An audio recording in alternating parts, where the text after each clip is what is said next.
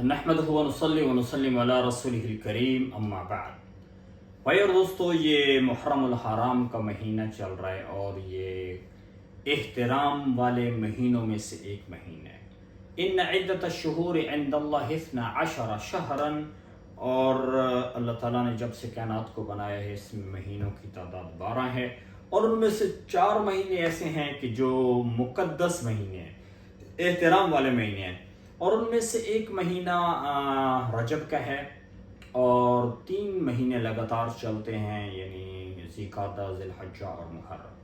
اور محرم الحرام کے مہینے کی جو فضیلت ہے، اللہ کے نبی صلی اللہ علیہ وسلم نے بھی بیان فرمائی ہے کہ اللہ کے نبی صلی اللہ علیہ وسلم نے اس کو شہر اللہ فرمایا ہے، یعنی اللہ کا مہینہ۔ اور ایک روایت میں نبی پاک صلی اللہ علیہ وسلم نے فرمایا کہ جو رمضان المبارک کے روزے ہیں ان کے بعد سب سے زیادہ فضیلت والا روزہ محرم الحرام کا روزہ ہے، اور اللہ کے نبی صلی اللہ علیہ وسلم نے 10 محرم الحرام کو روزہ رکھا۔ نبی پاک صلی اللہ علیہ وسلم مکہ المکرمہ سے مدینہ کی طرف ہجرت کر کے تشریف لائے، تو وہاں پہ یہودیوں کو دیکھا کہ وہ لوگ روزہ رکھتے ہیں، تو اللہ کے نبی نے ان سے پوچھا کہ تم لوگ روزہ کیوں رکھتے ہو؟ تو انہوں نے کہا یہ ہماری نجات کا دن ہے کہ اللہ تعالیٰ نے ہمیں موسیٰ علیہ السلام کے ذریعے سے فرعون سے نجات عطا فرمائی تھی، تو ہم اس شکر گزاری میں روزہ رکھتے ہیں۔ تو اللہ کے نبی نے بھی اس دن روزہ رکھا ہے اور صحابہ کو ترغیب بھی دی، یہاں تک کہ حضرت جابر رضی اللہ تعالیٰ عنہ فرماتے ہیں کہ 10 محرم کا روزہ رکھنے کا ہمیں حکم دیا اللہ کے نبی نے، اور ہمیں ترغیب دی، اور پھر ہماری نگرانی بھی فرمائی۔ اور جب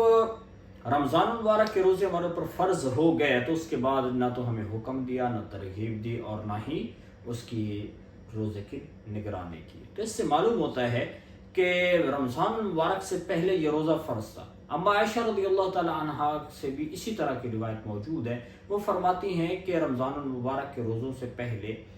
محرم الحرام کا روزہ فرض تھا۔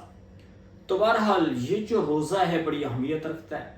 اور ایک روایت میں یوں فرمایا گیا ہے کہ 10 محرم الحرام کا جو روزہ ہے یہ پچھلے سال کے سارے گناہوں کو ختم کر دیتا ہے، یعنی جو انسان سے خطائیں ہوتی ہیں، جو صغیرہ گناہ ہیں، وہ معاف ہو جاتے ہیں۔ تو بہرحال یہ ایک قابل احترام مہینہ ہے، اور جیسے یہ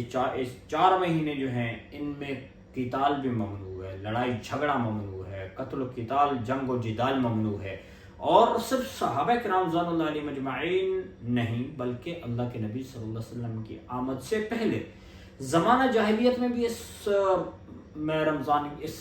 محرم الحرام کے مہینے کا احترام کیا جاتا تھا، اور اس میں جنگ و جدال سے وہ لوگ پرہیز کیا کرتے تھے۔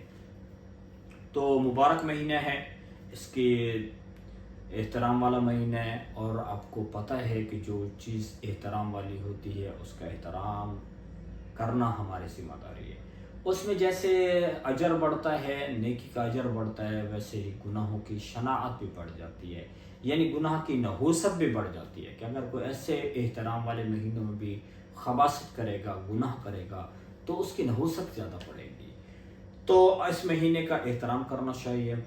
اور اس مہینے سے ہمارے سال کی ابتدا ہوتی ہے۔ محرم الحرام اسلامی سال کے جو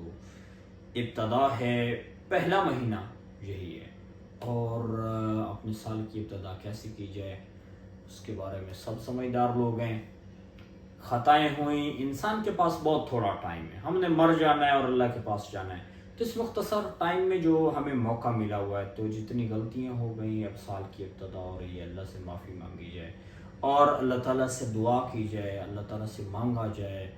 کہ اللہ ہمارا آنے والا جو وقت ہے وہ شریعت اور دین کے مطابق ہمیں گزارنے کی توفیق دے دے۔ بہت اہم دعا ہے اور ضروری ہے ہمارے لیے، اور پیچھے جو ہماری خطائیں ہو گئی ہیں اللہ وہ ہماری خطائیں معاف فرما دے، اور ہمیں نیکی کے اوپر اپنی ساری صلاحیتیں لگانے کی توفیق عطا فرما۔ تو اللہ تعالیٰ سے مانگا جائے، اللہ تعالیٰ ہمیں توفیق عطا فرمائے۔ اور پھر اس محرم الحرام کے اندر بہت سارے ایسے واقعات بھی ہیں جن کی طرف بعض لوگ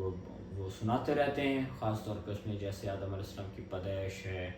اور اس مہینے میں آدم علیہ السلام جنت میں دنیا میں آئے، قیامت آئے گی۔ تو بہرحال وہ کمزور روایات ہیں، اور صحیح جو روایت ہے وہ یہی ہے کہ اس مہینے میں روزہ رکھنا بھی ثابت ہے، اور اس مہینے کو اللہ کے نبی نے شہر اللہ فرمایا ہے۔ اللہ تعالیٰ ہمیں دین کی صحیح سمجھ عطا فرمائے۔